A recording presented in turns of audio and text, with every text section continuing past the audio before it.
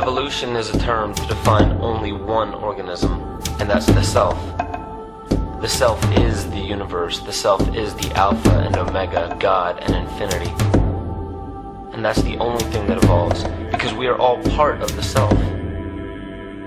Nothing goes through an evolutionary process alone, or without direct benefit to the whole. So when you begin to think that there's this controlling elite, this controlling hand behind the curtains leading the planet to destruction, when you think the end is near, the apocalypse, Armageddon, and when you think we as a species are doomed, it is not they, it is you that brought this about. And for a very good reason. You are evolving. Stop blaming everybody and everything else. Quit panicking about global tyranny and natural disaster and pay attention. Because the world is telling you something. It's telling you exactly what is wrong with you and how to fix it.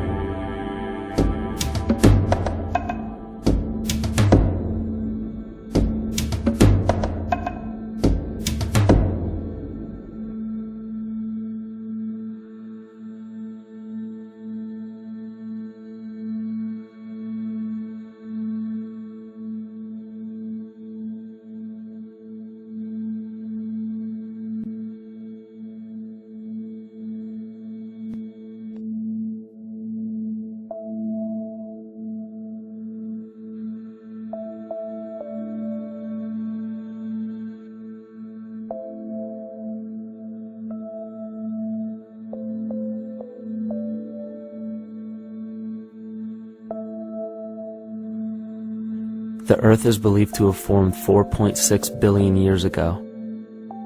Within the first 150 million years, it began cooling and releasing gases from the lithosphere, which created the earliest forms of the Earth's atmosphere.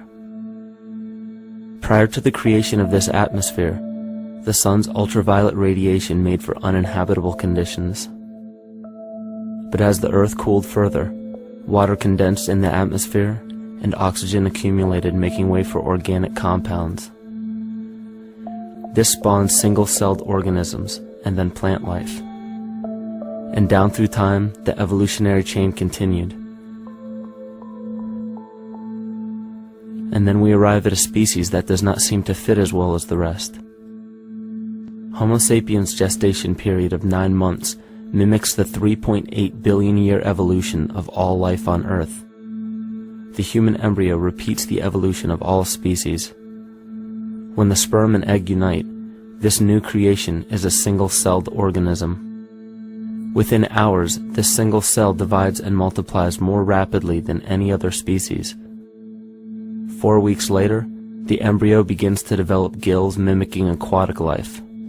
A few weeks later, it develops lungs and a tail with reptilian appearance.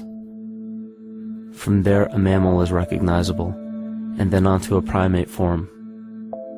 It then sheds its laguna, which is the embryonic fur, and at last shows the characteristics of a human child. The human body is a community of approximately 50 trillion cells. Everything the body does, the cell does as well. Cells have respiratory and excretory systems. They feed, feel, think, and communicate with other cells. Trillions of cells make up a single organism called the human body, and billions of human bodies help make up the organism we call Earth. The Earth has more similarities with the human anatomy than you may think. Earth has its own electromagnetic generation, just like the human body. Research has found that a direct current of electricity flows through perineural cells found around every nerve in the body. These pathways are called energy meridians and have been used in the practice of acupuncture for at least 2,000 years.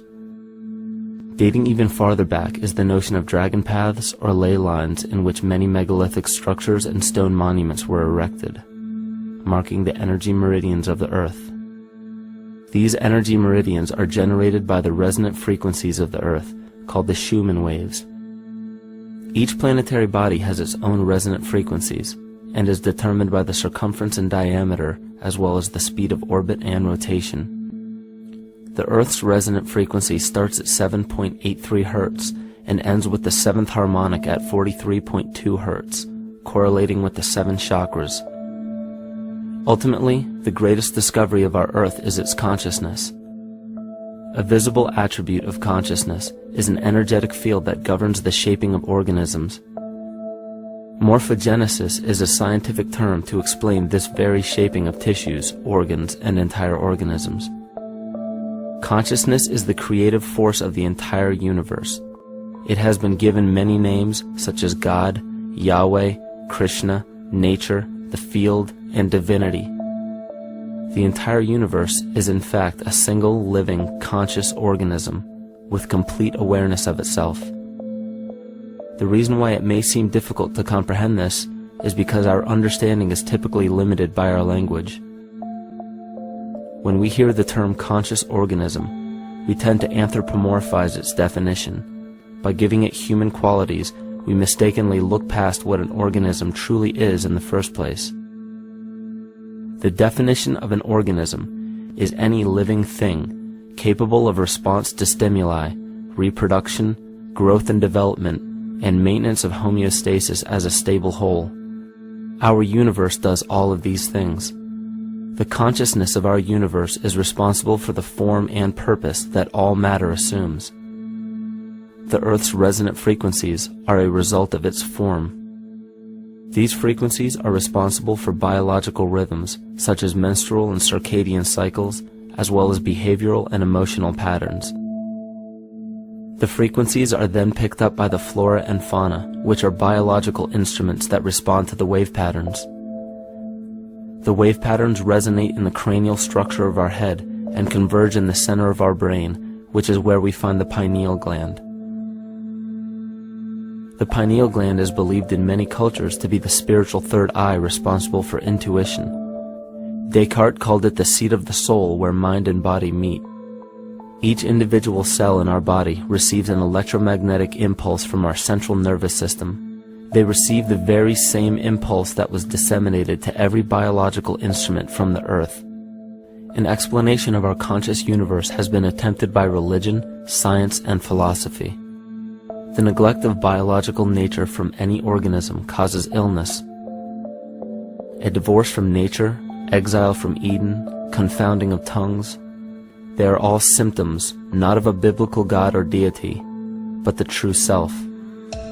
The greatest and only threat to ourselves is a loss of self, the death of our divinity.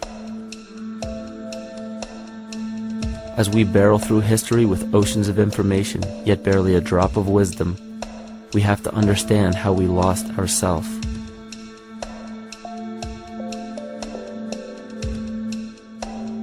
In sacred texts and ancient scriptures left by our ancestors, we find an incredible link between stories of creation, a great flood, the war of the gods, the Messiah dying for the sins of man, end-time prophecies, and similar characters.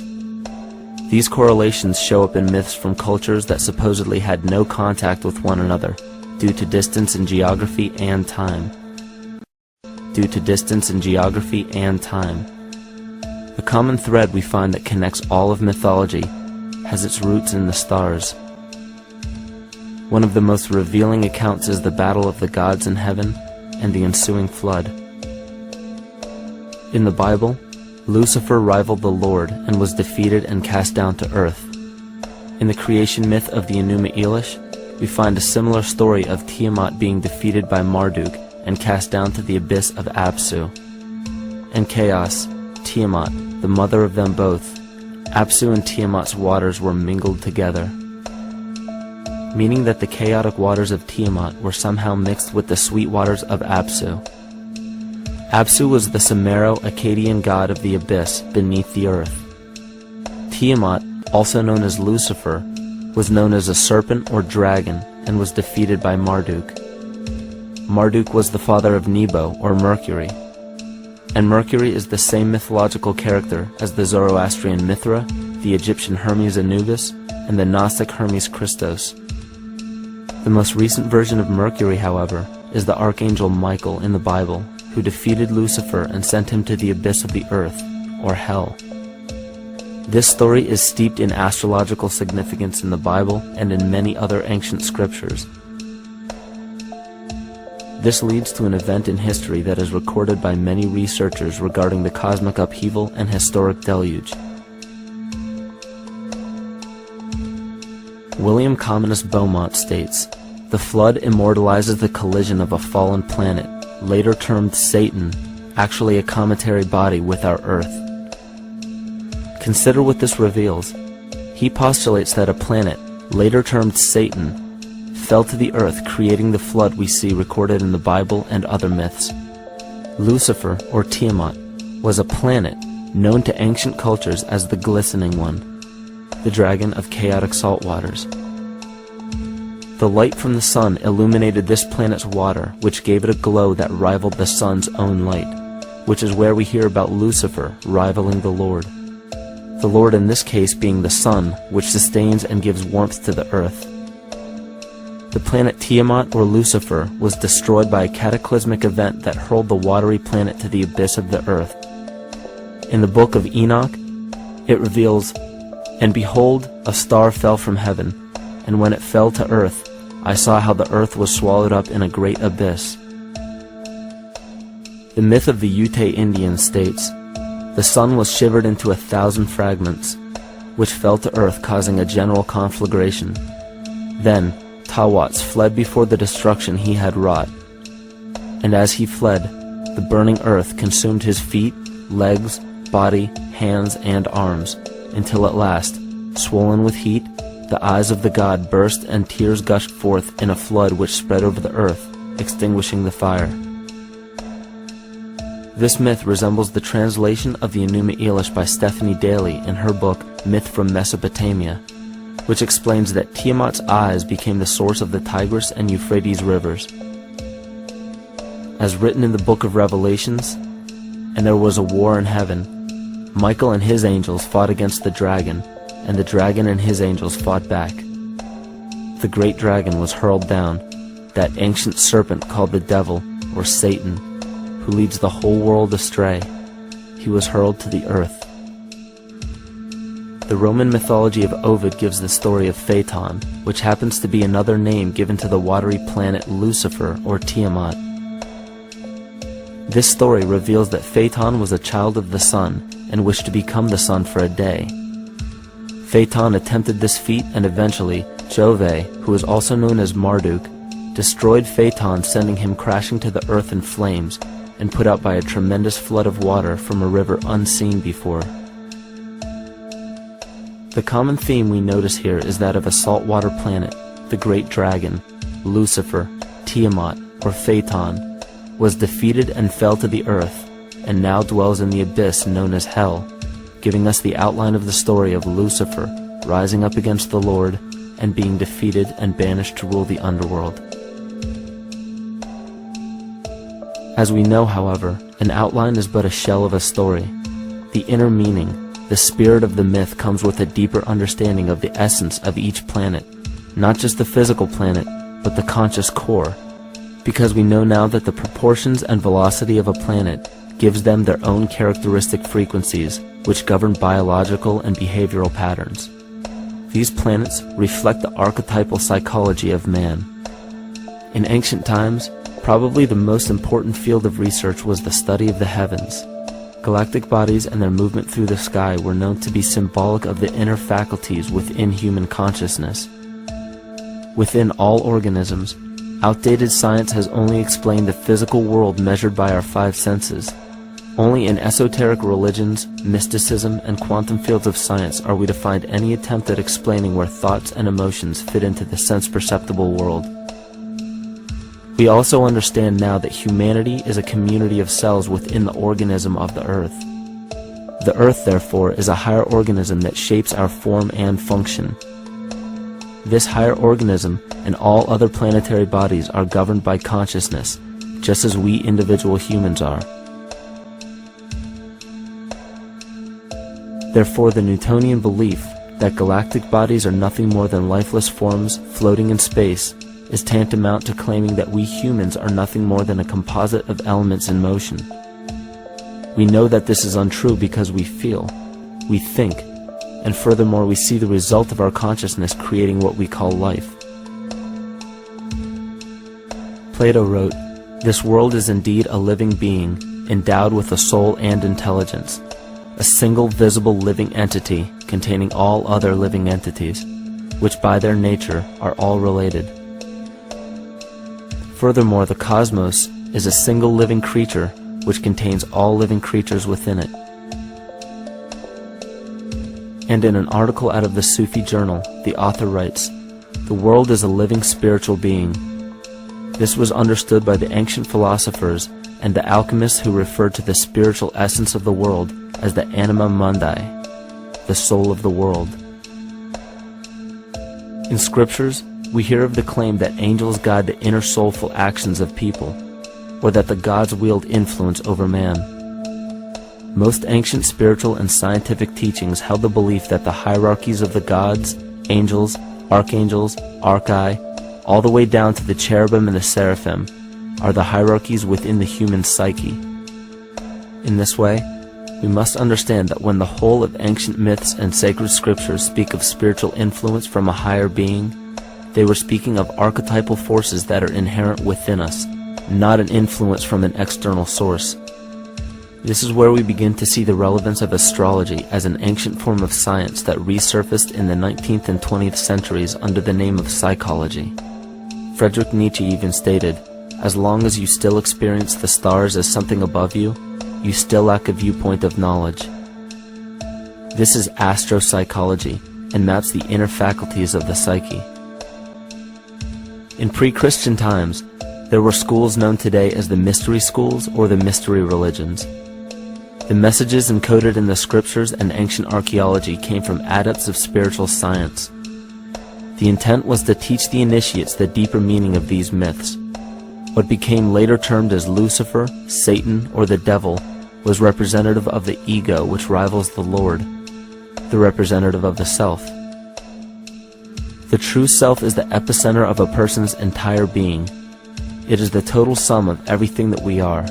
The false ego, on the other hand, is the idea and concept we create about ourselves in the course of our lives, which typically excludes any qualities we don't wish to accept about ourselves. However, humanity has been endowed with the freedom to choose either to obey the true self or to give in to the temptation of the vanity and materialism of the false ego. This is the most notable trait that separates man from animal: our freedom of choice, the choice to follow our concepts and ideals or our natural impulses, the choice to sustain nature or to destroy it. This freedom of choice weighs on the fate of the entire organism that we call humanity. Cancer begins with a group of cells within a community that fail to communicate with the conscious signal of the organism. Those cells begin to grow out of control and spread to other areas of the organism. This very disease is evident in our world today. The cancer upon our earth is the domination of our false ego and our divorce from nature. Collectively, among every human, the cancer upon our earth is the domination of our false ego and our divorce from nature. Collectively, among every human, vanity leads to segregation and competition. Competition leads to fear and greed. Greed leads to deceit and immorality. And immorality is the breeding ground for illness, waging war on our earth. Every act of hatred and destructiveness in our world begins with self-hate and self-destructiveness. And it all begins with a breakdown in communication.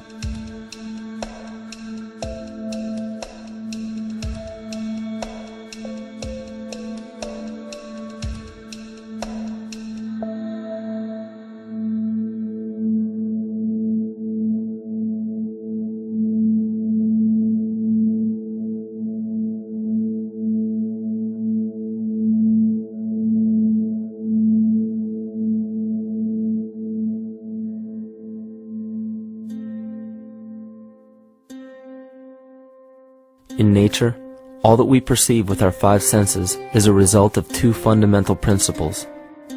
Everything in existence is made of a relationship between vibration and matter.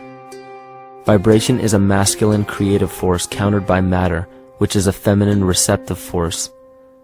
Thus begins the principle of duality. We see this duality in ancient myths and philosophies, yet only those philosophies and scriptures that were perverted and raped of the original meaning gave the impression that one polarity was good while the other was evil. The original sages, adepts, and shamans taught that both are necessary, and one would not exist without the other. These two important principles come together to form all things in the universe. This is Kymatica. Even language, logos, the communication of any and all things in nature, depends upon this principle. Pete Peterson, in his works Cymatics, the Science of the Future, stated that nature shows examples of Kymatica in everything. This phenomena is found to be one of the prime forces that moves biological evolution along its path. Dan Winter reproduced an experiment to prove that the ancient languages of Hebrew and Sanskrit, when spoken, create a vibratory frequency that moved matter into sacred geometrical patterns. Upon further investigation, Hebrew, Sanskrit, Aramaic, Arabic, and other elder dialects have older roots in a parent language of Gaelic and quite possibly an even earlier origin. In Swami Murugesu's The Science of Mantra, he claimed that when a person chanted specific words in Sanskrit while filming a burning candle, the intensity as well as the color of the flame would change due to the frequency that the word would emit. This same science has been shown to lower and raise blood pressure. And in his own words, certain sounds can affect their circulation and nervous system. Whatever change such vibrations cause extends to the mind of a person and also to the surrounding atmosphere, causing warmth or coolness. All this can be known by study and shown by practice. This rediscovered knowledge of the science of sound shows that sound is something more than mere vibratory signals. Not only does sound interact with life, but it sustains and develops it. It acts as a conduit of conscious intent between people, societies, and entire civilizations. Yet the psychic illness we endure due to the domination of our false ego is reflected in the collective. Our psychological schism has shut us off from communicating correctly with our inner self, which is exactly how cancer cells within the body operate. In the collective, we have created a language barrier between humanity and the rest of nature, acting as a global cancer. Recorded in history, the efficacy of the ancient languages has been severely uprooted. The alphanumeric translation from Hebrew to English shows a complete reversal of the two languages, giving the cymatic effect unnatural results. Dr. Leonard Horowitz stated in his work on DNA, 1/3 of the sensory motor cortex of the brain is devoted to the tongue, oral cavity, the lips, and speech. In other words, oral frequency emissions spoken or sung exert powerful control over life, vibrating genes that influence total well-being and even evolution of the species. A degradation of language in this case is shown to affect biology. If something as basic and important as language can be degraded and devalued to such a degree, yet never questioned, what else might we be missing? Think of an aspect of your life that dictates the limits of your freedom. Government and law enforcement, insurance and pharmaceutical companies, taxes, building permits, driver's licenses, and more. There are hundreds if not thousands of stipulations, regulations, and boundaries on our freedom. And out of the ones that were just mentioned, how many have you researched to find out whether they apply to you or not? Let's look at the forms of law that we currently acquiesce to.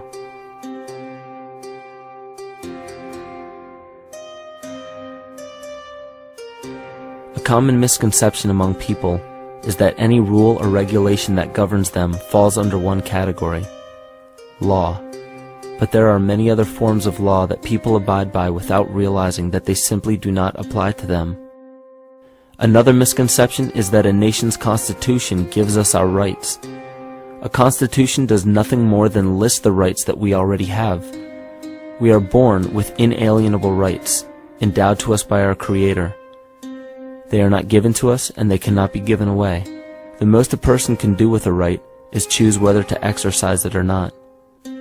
Maritime admiralty law is what's known as the law of the water.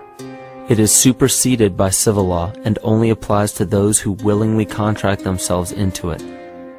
The definition of admiralty law is a body of private international law governing the relationships between private entities which operate vessels on the oceans. Let's look at how and why a form of law that is fashioned to govern corporations, businesses, and vessels has imposed its rule over natural human beings. This is all done through a form of word magic. A simple perversion of language has made it possible to convince people around the world that these alternative laws apply to them. One of the predominant beliefs in modern culture is that licenses, permits, registrations, and other forms of documentation are required to operate motor vehicles, use public roads, build structures and establishments, engage in free enterprise, and much more. Sadly, these beliefs are based on little to no investigation whatsoever, and are false.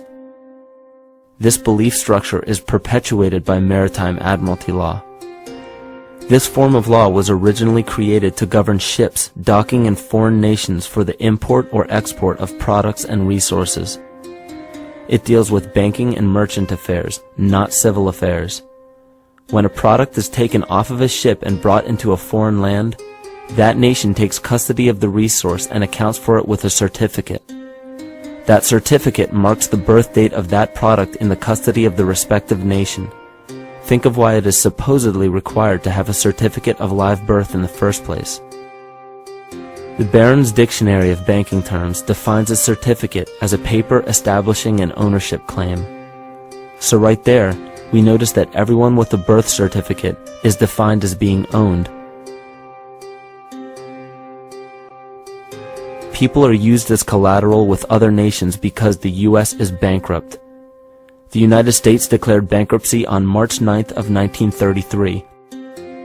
At this point, the U.S. began taking out loans from a private, non-government affiliated corporation called the Federal Reserve. With no money to pay back the loans, the United States began using the citizens as collateral. All birth and marriage certificates are literally warehouse receipts. Just look at the similarities of warehouse receipts and birth certificates. Both document the date of issue, a serial number, registration number or receipt number, a description of the product, and an authorized informant to notify the appropriate government agency. With all of this information being readily available, the majority of people are unaware of their involvement with maritime admiralty law. This is possible through the manipulation of language. This admiralty law changed the meaning of the word person from a natural living person to a corporation. Driver's licenses, vehicle registrations, auto insurance forms, building permits, gun permits, work permits, tax filing documents, birth and death certificates, traffic citations, and many other forms of documentation that were once believed to be absolutely necessary only apply to persons or corporations. Upon signing such a legal document, you are indirectly waiving your rights under the Constitution and lowering your status to that of a corporation that is created with the same exact name as you. The only way to reconcile your true name from the name of the corporation is to take notice that the corporation has its name in all capital letters.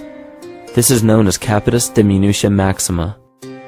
You may take notice that your driver's license, birth certificate, social security card, insurance cards, and more use all capital letters to legally represent the corporation with your name, not you. The corporation is known as an artificial person, whereas you, the human being, are known as a natural person. This deception goes even deeper when it comes to the courts that we attend. When showing up to court, you will notice that there are seats for witnesses behind a wooden fence or barrier. The defendant must cross through the entrance to the other side of the barrier where the plaintiff and judge sit. This act symbolizes the boarding of a ship. At this time, business can be conducted in maritime admiralty law. The judge, acting as captain or banker, is responsible for settling the balance between the two sides. This is why there is always a monetary value involved in any court case. The captain is simply dealing with banking and merchant disputes. Once the balance is paid, the case is closed. To turn the court case away from admiralty law where your rights are not protected, you must avoid agreeing to represent the artificial person. This is done by stating that you are the natural person. You don't have a first or last name because those imply corporate title. In a court case, you may state that the court takes judicial notice of your honor's oath of office. Every judge must take an oath of office to practice law, yet you must make it clear to the court and the jury that the judge is acting as judge and not banker. Remember that you are a natural human being of the earth. You are not governed by anything but your own consciousness. Laws are created within a society. The society that created the laws we see being enforced today is called the Law Society.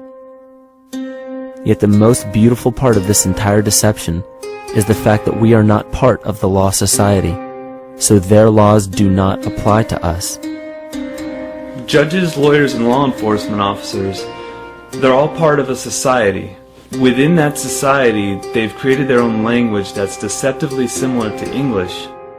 They have these little things called statutes, acts, and regulations that seem like laws, but they really only apply to those within their society. So that basically means all the traffic violations, minimum age requirements, and everything except for damage to another person or their property doesn't really apply to the natural person. Laws only apply to those within the Law Society. The game being played is an illusion. You can simply choose to open your eyes and reclaim the freedom that you were born with, bound by nothing but the limits of your imagination. These are just a few examples of assuring that your rights are being protected. By far, the most important line of defense against this deception is to be aware of the perversion of language, and be absolutely aware of how you form your beliefs and concepts.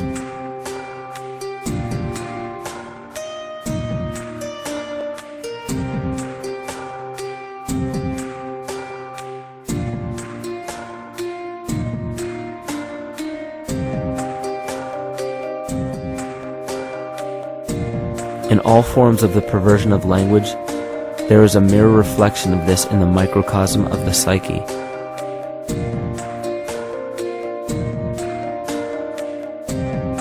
And the problem I see with humanity today is we don't truly know ourselves anymore. We have the 9-to-5 job, we have the house, the children, the bills, the television, the hobbies, and the errands that we run every single day, and we eventually begin to believe that this is who we are. But who are we beneath the job title, beneath the status of mother or father, theist or atheist, Republican or Democrat, black or white, man or woman? Who are we? Who are we deep down inside? We don't know, because every time we hear an answer that we don't want to accept about ourselves, we deny it. We'll pass it off and project it onto somebody else and judge them for it. This is repression. And we see what repression can do to us on an individual level, but what about on a collective level of humanity? What happens when the whole world refuses to see what they truly are on the inside?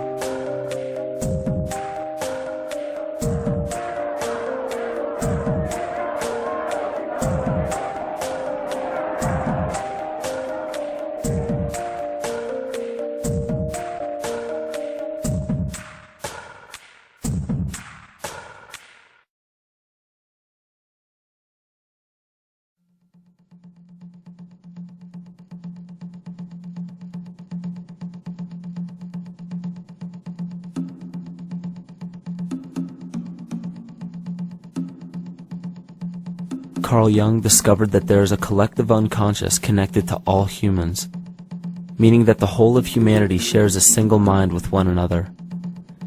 This is evident in the world through accounts of shared mythology and symbols, the study of morphic fields, and with the science of kinesiology. This collectivity is a global example of the unconscious mind of the human body, in which trillions of cells share a similar signal.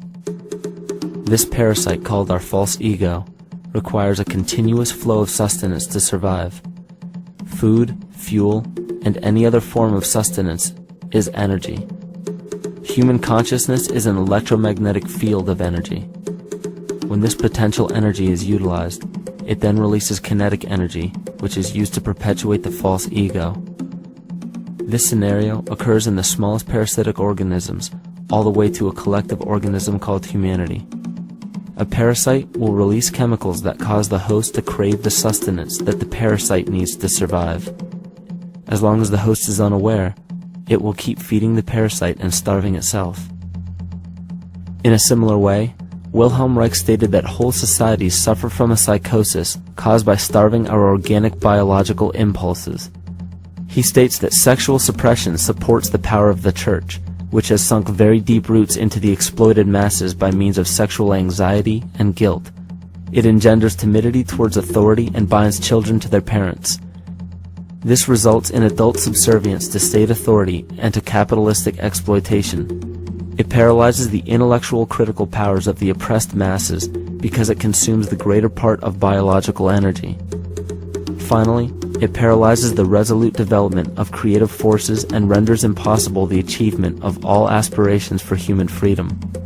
In this way, the prevailing economic system, in which single individuals can easily rule entire masses, becomes rooted in the psychic structures of the oppressed themselves. What Reich was showing in this powerful quote is that on a collective level, the suppression of a natural function, whether biological, spiritual, or emotional, will result in an abnormal reaction, a psychic disease. This illness or disease is reflected into the masses through a collective unconscious and acts as an epidemic. Humanity is plagued with an incapacity for freedom, meaning that people en masse lack the ability to govern themselves on a psychic level, and this manifests in the macrocosm as government and organized religious powers, thus opening the throne, our national and individual throne, to anyone and anything.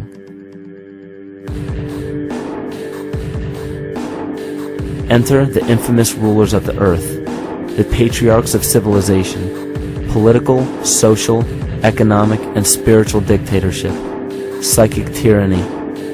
This simple illness within our psyche, this lack of responsibility and neglect of basic human freedom, has made way for every tyrant that has ever held rule over people on this planet.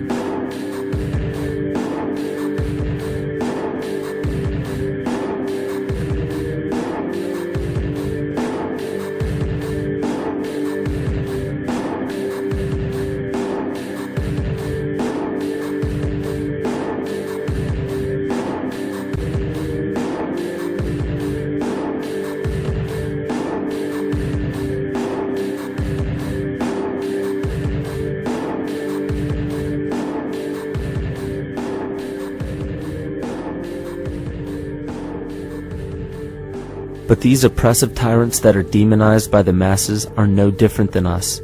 In fact, they are one with us. In the book The Prophet by Khalil Gibran, he poetically states, "I say, as the holy and the righteous cannot rise beyond the highest which is in each of you, so the wicked and the weak cannot fall lower than the lowest which is in you also." Every one of us has the capability to commit the most horrifying sin or show the most beautiful compassion to our fellow man. This is the very definition of an illness within the psyche and soul of man.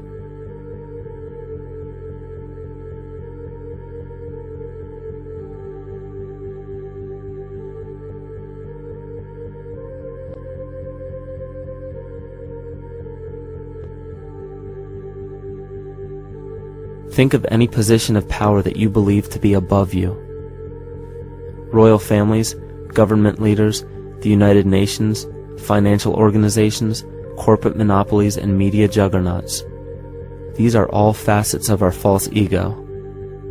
They are the physical advent of our own sickness. They require our conscious participation, our conscious energy to survive. Because without our cooperation, without supplying them with the sustenance of complicity, they starve. Their very nature depends on our desire to be ruled, And a typical symptom of the illness among humanity today is our continuous denial of our illness. Repression. We consistently repress those qualities we choose not to accept about ourselves. This is why it is so difficult to see the false ego and its multiple manifestations for what they truly are.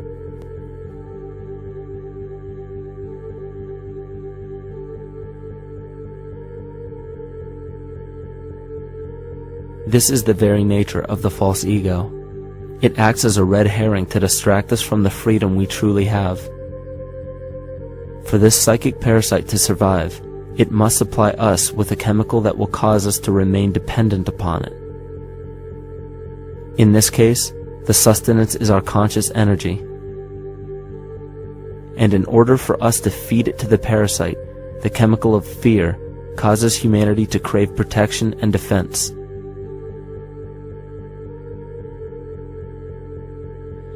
The functions of the body to survive can be broken down to two basic functions for any organism to survive.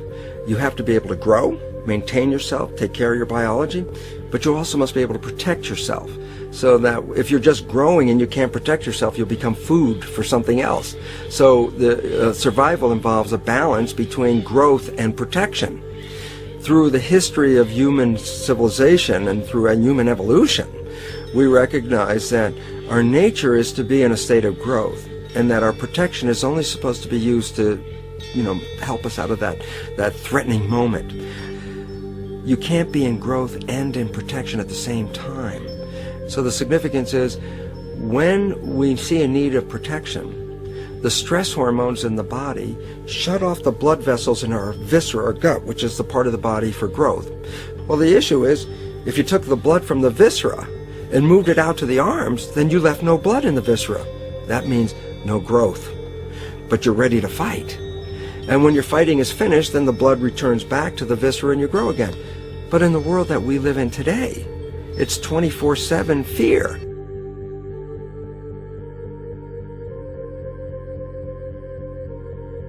So we have a continuous dripping of that stress hormone into the body. It's just dripping all the time, getting us ready to run or fight or flight at any moment at the drop of a hat. We're ready to go because we're on guard. Well, the problem is, what does that mean about your allocation of energy? And it says, we're spending most of our energy in protection.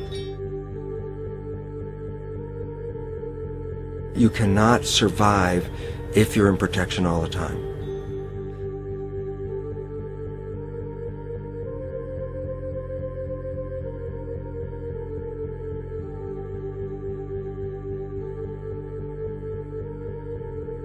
And if the parasite can control the nature of the fear, it can then create a fear among us that only it can defend us against. A recent physical manifestation of this comes from Zbigniew Brzezinski, former Secretary of State who also supported President Barack Obama. In his book, The Grand Chessboard, he states, as America becomes an increasingly multicultural society, it may find it more difficult to fashion a consensus of foreign policy issues, except in the circumstance of a truly massive and widely perceived direct external threat. Even the Reichsfuhrer of the Nazi Party, Hermann Göring, sums up this game of supply and demand perfectly when he stated, "The people can always be brought to the bidding of the leaders." That is easy. All you have to do is tell them they are being attacked and denounce the peacemakers for lack of patriotism and exposing the country to danger. It works the same in any country. It also works the same in every individual psyche. Just remember that the false ego has only one desire: to become greater and more powerful than the true self. This illness causes us to believe that we are separate from nature. This is why we see such a rise in the dependency of technology. This is why we see such little stewardship for the earth and the environment. And this is why we see bigotry, racism, sexism, and every other form of discrimination possible that leads to crime, violence, wars, and eventually, the global destruction of the organism. This endless state of fear, confusion, and segregation our world seems to live in is a symptom of the false ego creating a false threat.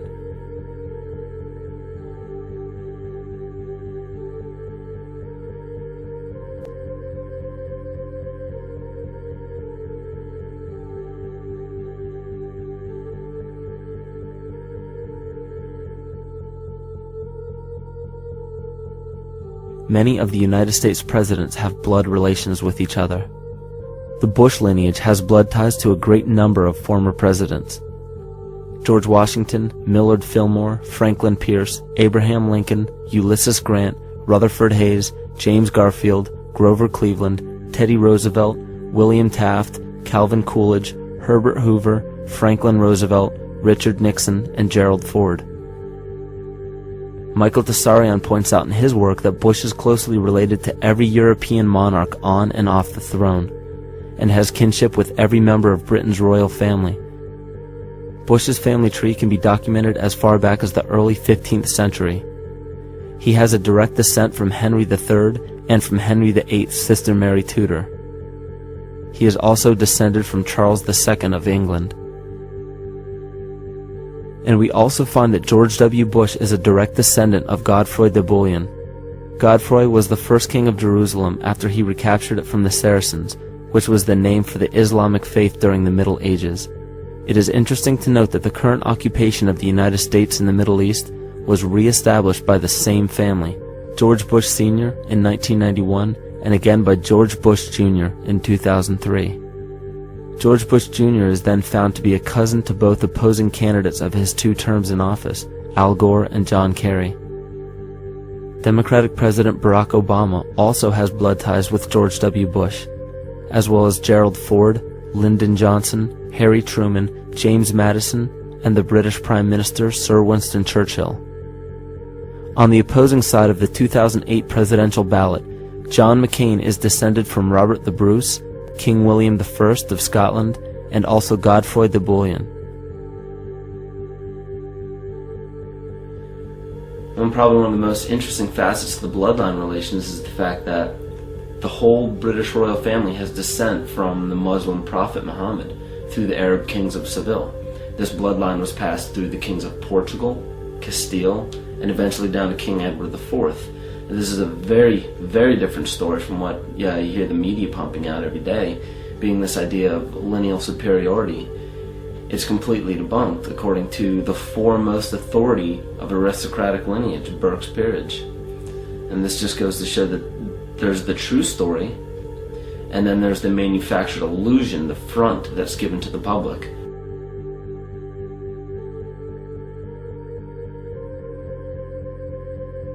These blood ties go on and are documented thoroughly through literature such as Burke's Peerage and other comparable books. The point of all of this is that we find not just the same people, but the same intent within the people who have held high positions of monarchy, dynasty, aristocracy, and democracy in the past and present, and they are all related by a physical and symbolic link. This bloodline carries the symbol of our illness.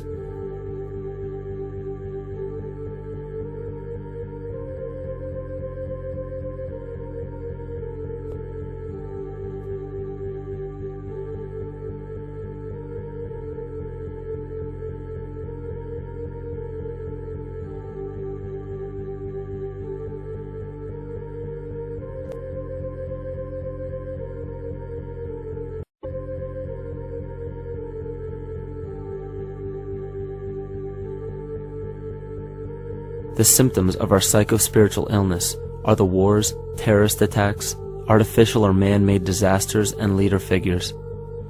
As long as the people remain oblivious to their inner drives and inner nature, they will always fail to recognize why these events take place and why these figures rise to such powerful positions. The reason why we have failed for thousands of years to conquer these archetypal rulers permanently is because for thousands of years we have been fighting the symptoms of an illness and not the root cause. For every corrupt government that falls at the hands of a revolutionary, oppressed people, 2 more will rise in its place every time. Because the root cause of a corrupt government does not exist in the individual leading that government. It exists within the psyche of every individual. Because an unaware host to a deadly parasite will do anything to avoid accepting his own incapacity for freedom.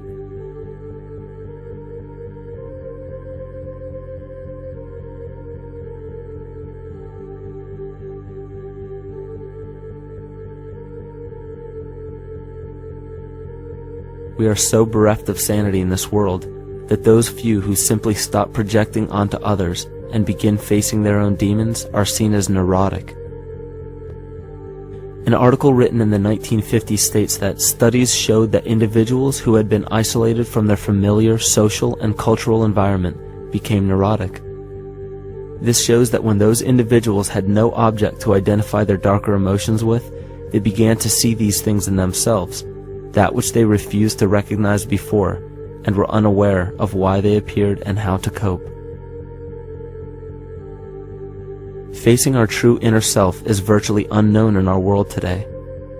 This is why no matter how many civilizations rise and fall, it is our collective consciousness that creates our governing apparatus, not individual people.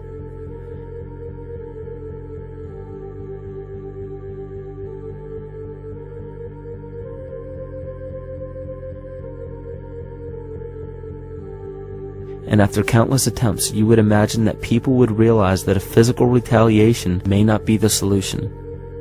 Yet here we are, thousands of years later, with technology that can clone DNA, vehicles that can break the sound barrier and probe the depths of space, and science that can overcome almost any sickness. Yet we still fail to take notice to the importance of thoughts and consciousness. This is the very definition of insanity. And every single one of us is responsible for this psychic epidemic, because we're killing the messenger and paying no attention to the message.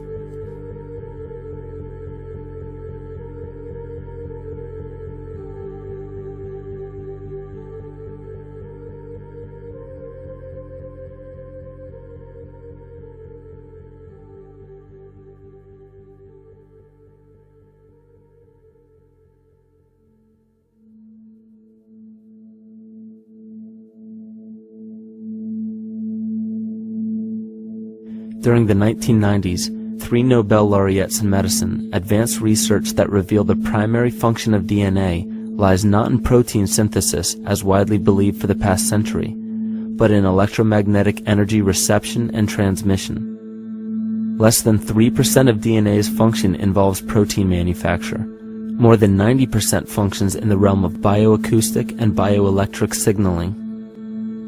So why is it important to know that DNA functions in bioelectric signaling?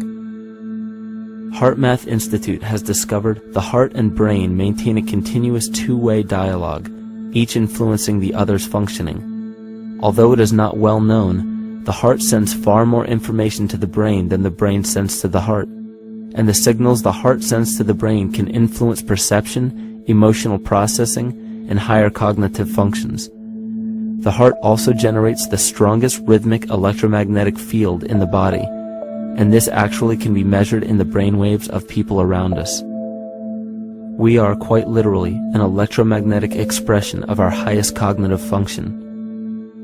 The behavior of electromagnetism is evident throughout the world as dualism.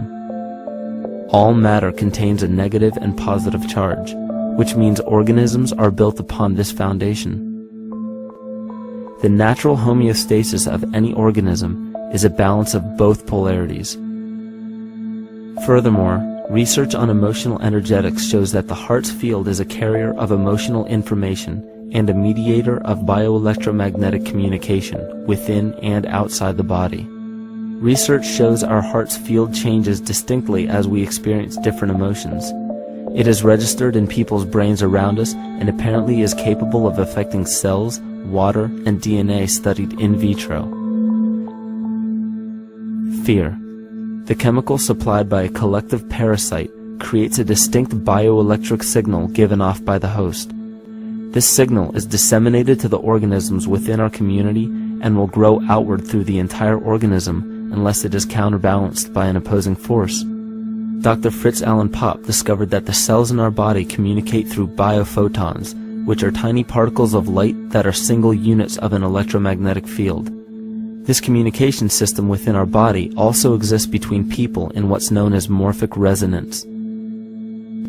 This was known by the shamans, sages, and adepts of antiquity. These teachings were commonplace in prehistoric cultures. It wasn't by sheer chance that artistic expression and rituals were the cornerstone of every ancient civilization. Art was used as a personal method to exercise the shadow content of the psyche and introduce it to the conscious mind. This was very literally viewed as psychic therapy. Ritual was based around astrological dates. As we've learned, the study of the stars and planets reflect our own astropsychology. The shamans would perform rituals on astrological dates that would correlate with a circadian rhythm or a psychological cycle. These rituals kept the human participants aware of their inner self and prevented the repression of psychological content. As long as people were facing their inner demons and accepting them as their own, they were not collectively projecting them into the physical world. If you bring forth what is within you, what you bring forth will save you. If you do not bring forth what is within you, what you do not bring forth will destroy you. The progeny of our psychological disease began growing rapidly after a series of catastrophes forced the collective into a somatic state of fight or flight. This lowered the immunity of the population by introducing a state of immense stress. Our body becomes more susceptible to illness under stress. In this manner, humanity fell ill when entire bodies of land were swallowed up by the floodwaters. This uprooted many tribes, chiefdoms, and civilizations from their homes, and their ritual practices that were used as a conduit for psychic wellness were put on hold in order to survive the catastrophe and seek new homes. The shamans were spread to many new areas of the world. This information has been suppressed. We are made to believe that advanced civilizations such as ancient Egypt and the Mayans of Mesoamerica came about with no prior rudimentary remnants or evidence of evolving intellectual artifacts to bring them to their peak. We are meant to believe that their incredible knowledge of mathematics, astrology, agriculture, economy, polity, and architecture came out of nowhere. This leads many researchers today to the understanding that the origins of these civilizations have been suppressed. Not surprisingly, the force that has guided the suppression of this knowledge comes from the exact bloodline of the political and religious leaders stated previously. These are some of the notable book burnings and suppression of important texts in our history.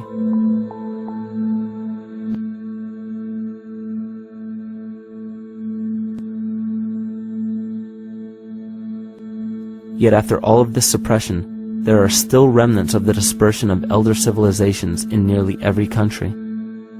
There is tremendous evidence of ancient cultures visiting North America long before the conventional belief of European colonization. Barry Fell states in his book America BC, there are ancient inscriptions now being reported from nearly all parts of the United States, Canada, and Latin America, written in various European and Mediterranean languages in alphabets that date from 2,500 years ago. William Commonus Beaumont wrote, "The Toltec and Maya civilizations never originated on American soil, but appeared there full-blown, with a well-defined art and system of hieroglyphic writing which possesses affinities with Egyptian.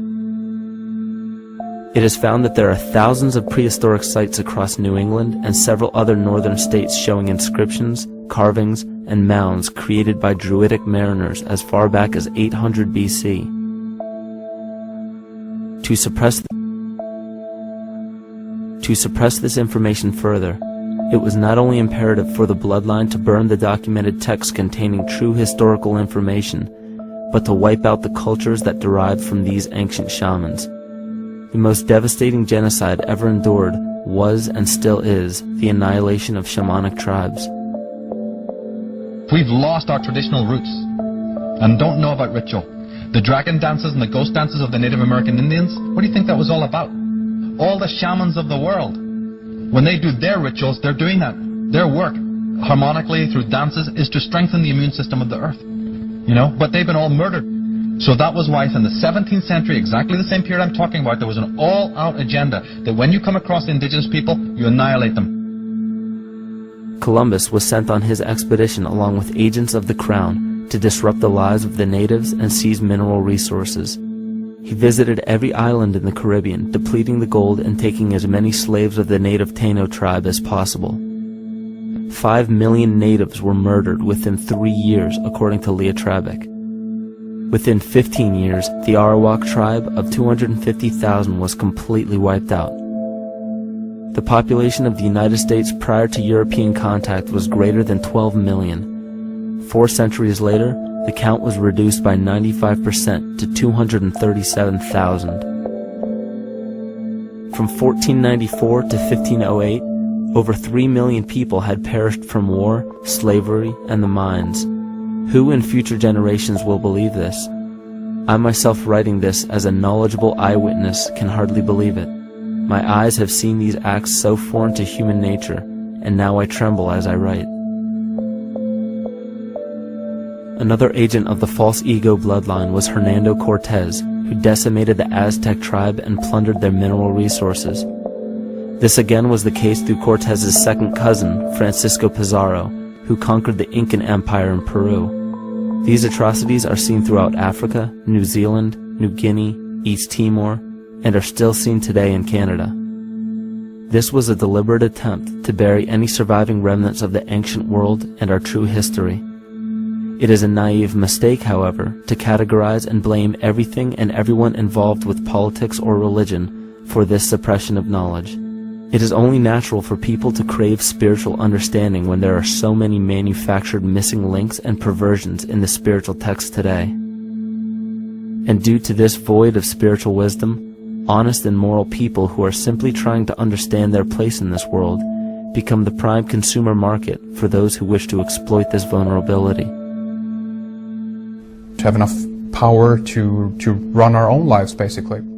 If we look at the New Age movement, for instance, which is another kind of trap in all of this, where people might end up, actually.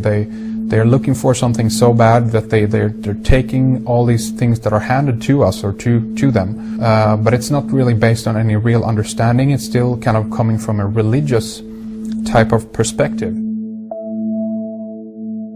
People are genuinely seeking something new. They're genuinely seeking a new type of spirituality, or to better themselves, or to change something. But this is being hijacked. And what they actually do is that they lead you into another type of group mentality or new age religion, whatever it is. And people still are not able to kind of really break free from that and follow their own journey or their own path, which I think is very important in all of this.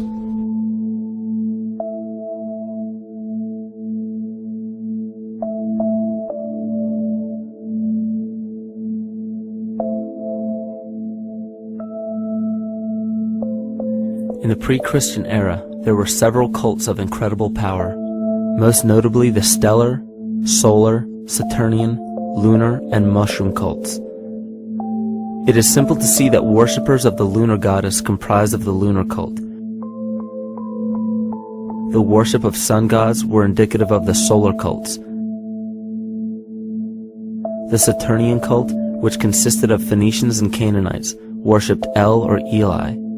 The biblical exodus of the Hebrews from Egypt showed that they entered Canaan and merged the lunar cult of Isis, the solar cult of Ra, and the Saturnian cult of El to form Isis, Ra, El. Israel. The old Israelitish cult and mythology, the Yahweh worship, the patriarchal legends, the sojourn in Egypt, and so on, are rooted in the religion of the sacred fungus, developed from the underlying fertility philosophy of the ancient Near East. The Jewish mitre, Muslim turbans, and military berets are derivations of the symbol of the mushroom cult. One of the first and most prominent, however, was the stellar cult, and a number of these ancient cults were created for shamanic purposes and earthly stewardship, yet some were taken over with different intentions. Just as you would imagine in any establishment of power, smaller cults formed within the main cults to worship individual deities. The cult of Mithras and the cult of Dionysus are 2 examples. You still today can see the Mithraic or Phrygian cap on the symbol of the seated Liberty Dollar, the coat of arms of many countries, the reverse side of the flag of Paraguay, the seal of the United States Senate, and even involved in the solar cult holiday that we now call Christmas. In the cult of Dionysus, many festivals were celebrated, such as the Greater Dionysia, celebrated in Athens around the spring equinox. The foremost event in this festival was the Thymelic contest, in which poets, musicians, and entertainers performed in an open-air theater. Musicians did not have to pay taxes, and members of the Artists Guild did not have to participate in military affairs. The cult of Dionysus is still alive to this day as the entertainment industry.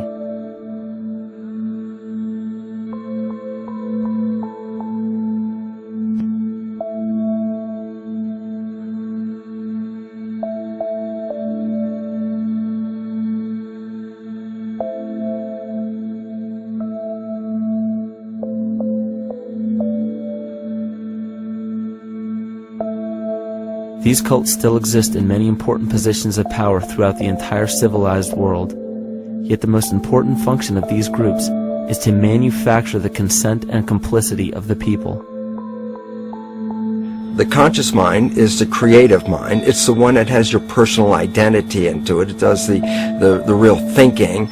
And then there's a subconscious mind. Well, there's no entity in it. The subconscious mind is the equivalent of a tape player. It records behaviors, and then at the push of a button plays a behavior. It's automatic. It's a very convenient thing, because then we don't have to relearn all the time. Once you know it, you can make a pattern. The problem is that the basic patterns of belief and behavior that are programmed in the subconscious mind came from our teachers, primarily our parents, our family, and our community. So most people don't even understand how easily we're influenced by our environment. Every person that we encounter, every single situation that we're faced with, every little word that's said on television may not seem too influential to our conscious minds, but your unconscious is designed specifically to let every environmental signal influence you without your awareness. So the question is, are we leading conscious or unconscious lives? And now neuroscience has told us in the unfolding of our lives, only 5% of our life is controlled by our conscious mind, and 95% of the time controlled by the subconscious with programs from other people that were installed in there. And the problem is, it means when those programs are playing, we don't see them. And the skeptics will sit there and say, consciousness, archetypes, astrology? No. We create things with our hands, not our minds. Archetypes aren't physical. They can't influence me. But when you think of the fact that we're only conscious of this small little fraction of our behavior, what we don't realize is that entire countries, entire civilizations that think they're free and independent, but are unconsciously too afraid to be free and independent, they will beg to be governed. And if they can't do it themselves, who do you think will consciously or unconsciously take that responsibility? It usually ends up being that strong, masculine, animus archetypal figure. When we think we're in danger, we're not looking for our mother to nurture us. We want our father to protect us. And right on cue with the age of fear, this age of catastrophe, the age of this parasite, we see masculine domination. And one of the primary conduits for giving our responsibility and our conscious energy away is money.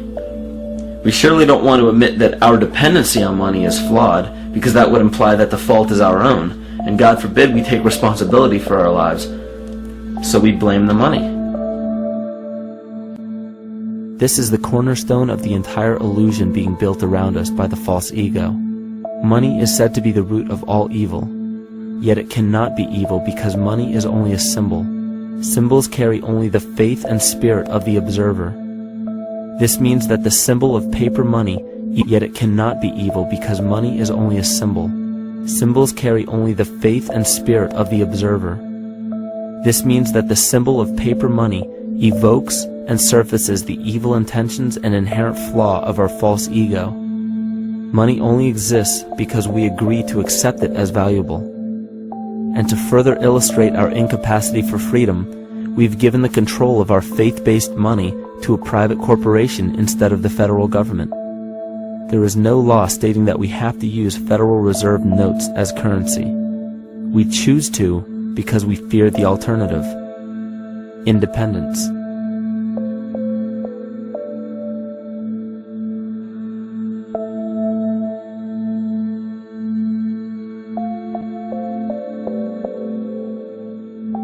But it's not even really about money, it's about energy, because money is simply this material thing that allows billions of people to crave just one thing and put their energy into the same thing.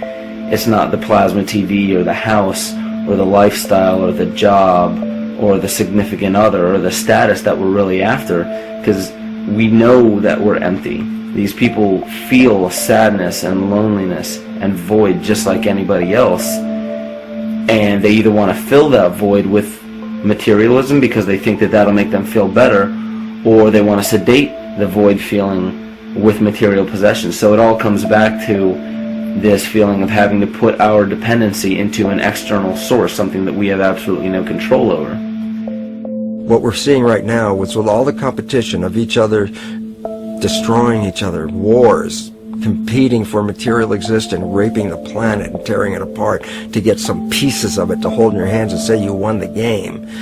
Every one of those moves is destructive not just of the planet but of human civilization, because human civilization will thrive with cooperation and will die with competition. And if you operate from these truths, then you end up with the extinction that lies before us. You see, we all have demons, so to speak. We all have inner demons in our lives, but we expect to see devilish monsters or dark apparitions when you think of a demon, kind of like what you'd see in the cinema. But our demons are really the people in our everyday lives, the people that we argue with, the people that we envy or hate, the ones we physically or emotionally harm in some way, shape, or form. And it's not because we envy or hate qualities in these specific people as much as we hate the fact that they remind us of ourselves. They reflect qualities about ourselves that we wish we had more of, or that we wish we didn't have at all. So what do? We alleviate that pain not by fixing or fighting our own demons, but by harming the people that remind us of our demons, by harming the people that remind us of the things that we don't like about ourselves. And when we become frustrated that we're not in control of our emotions because we don't really know what's affecting our emotions, we take it out on others. We take it out on absolutely anything else that can show us or act as a catalyst for our hatred. And so we do the same thing to animals. Animals are perfect because they can't defend themselves. And it's a perfect catalyst for our inner aggression, our confusion, our hatred. Just take it out on something absolutely helpless. Just imagine how unconscious a person has to be of his or her actions to torture or mutilate or brutalize any living thing.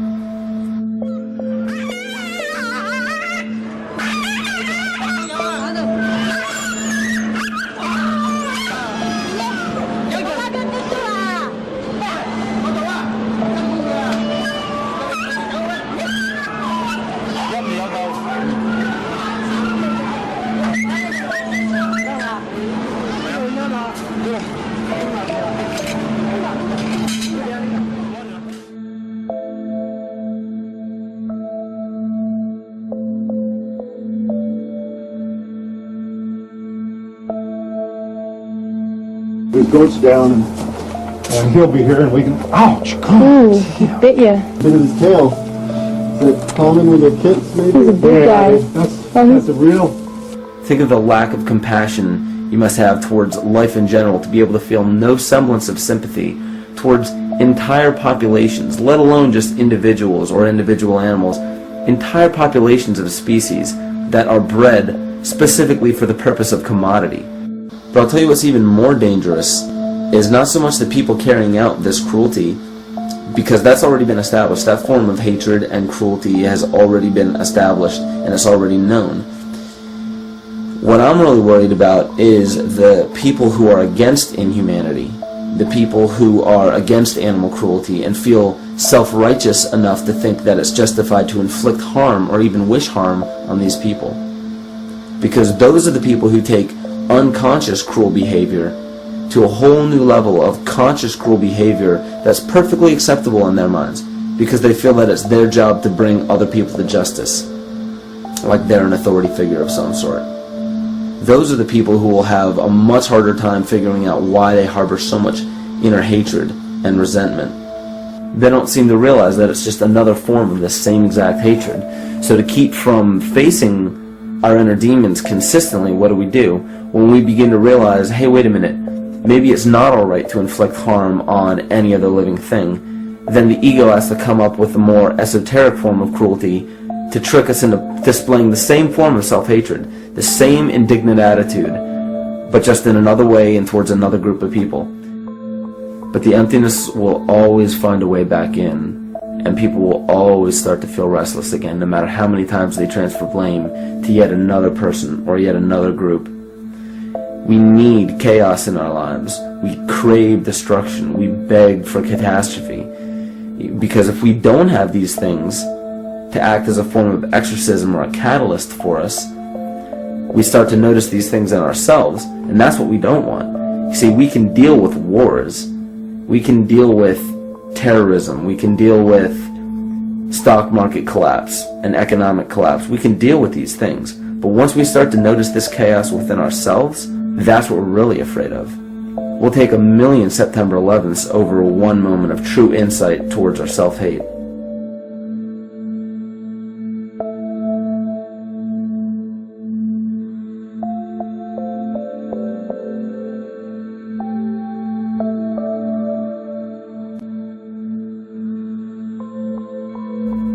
And you know, the most interesting part of all of this is we encounter things every day, every single day, that we either accept with open arms or that we reject violently.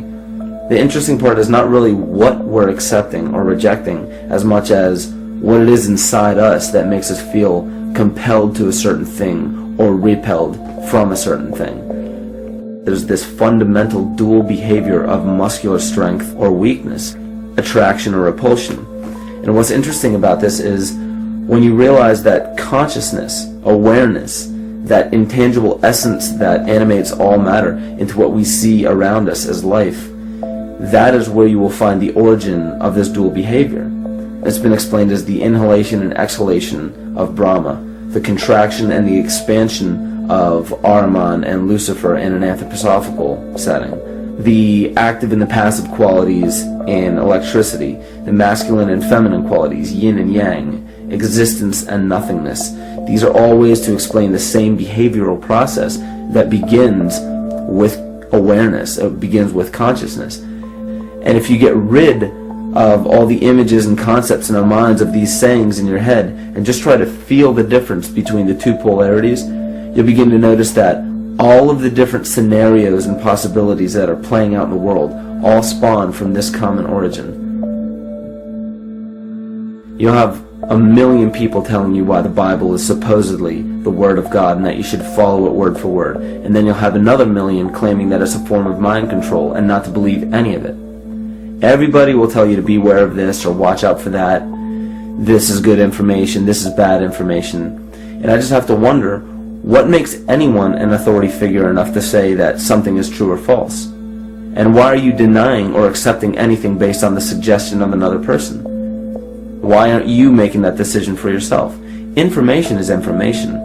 There's no such thing as good or bad information. It's all what you do with it. I say let everything be your Bible. Give every piece of information, every person, every event or scenario or situation an honest and open mind. Because then it's your responsibility to respond to it in the way that you choose. Not following the herd, not following convention, it's your responsibility. And that's the point when, no matter how many people tell you you're wrong or right, you're not dependent upon their approval. If we at least question our own actions, question our own thought process, and make a conscious decision to what we feel is right every single day, that's what I believe to be divinity. That's true shamanism. And that, to me, is what it really feels like to be alive.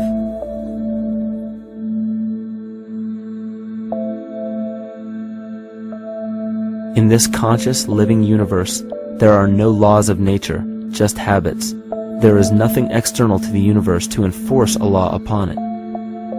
The illusion of a fixed law of nature is only the result of there being no need for that habit to be broken. When habits need to be broken to ensure the survival of the organism, we see this event in nature and call it evolution. The collective mind shapes our evolution.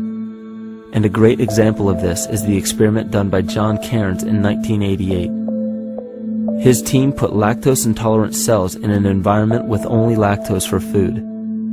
Under a law of nature, every one of these lactose-intolerant cells would have died. But surprisingly, they all survived. Every one of them understood the problem that they were facing and replaced the defective lactase enzyme with a functioning one to utilize lactose for food. If a cell has the ability to decide how and when to evolve because it's facing extinction, then anything can. The existing beliefs are that a human body is a biochemical machine controlled by genes, and therefore the behavior, emotions, and character of our biology, our health, our lives, are controlled by genes which we don't control. So this is what we taught people. You're a victim.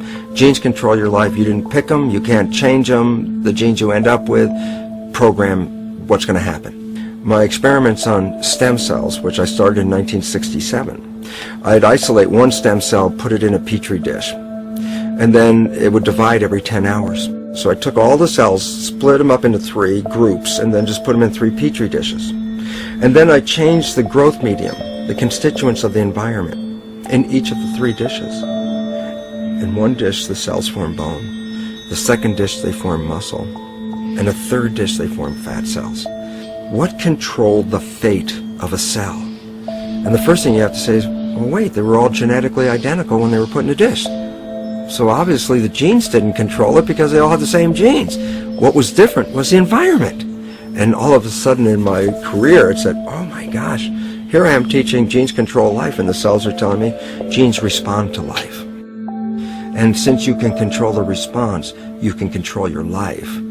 It's how you read the environment, how your mind perceives the environment. And if you understand this, then you could lead yourself to the most wonderful expression on this planet, to be fully alive and fully healthy, just how you respond to the world.